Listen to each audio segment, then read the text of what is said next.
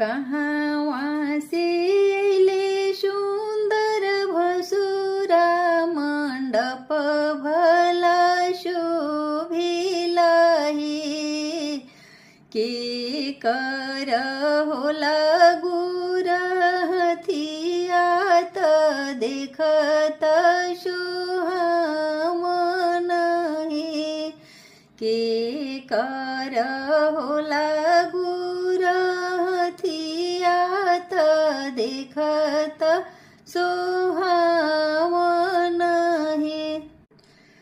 पटना से अइले सुंदर भसुरा मंडप भला शोभिला हे।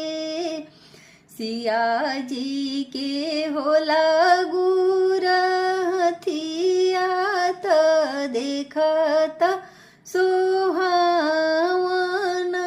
हे। अंगना में बैठेले समाधि जीत आंगन नीरे खेले हे। समाधि के आंगन बड़ी छोट तनिक नहीं लागिला हे।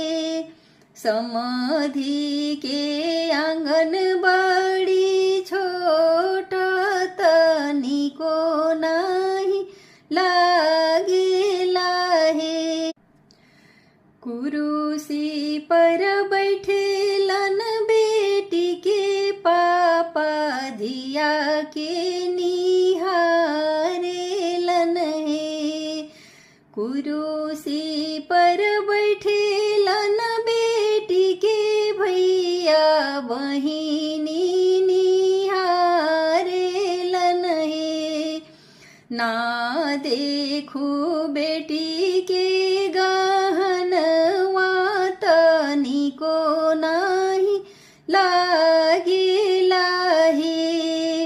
ना देखू बेटी के लहंगवा तनिको नाही लागिला हे।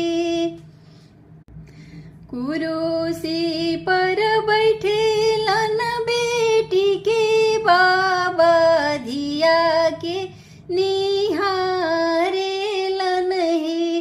ना देखू बेटी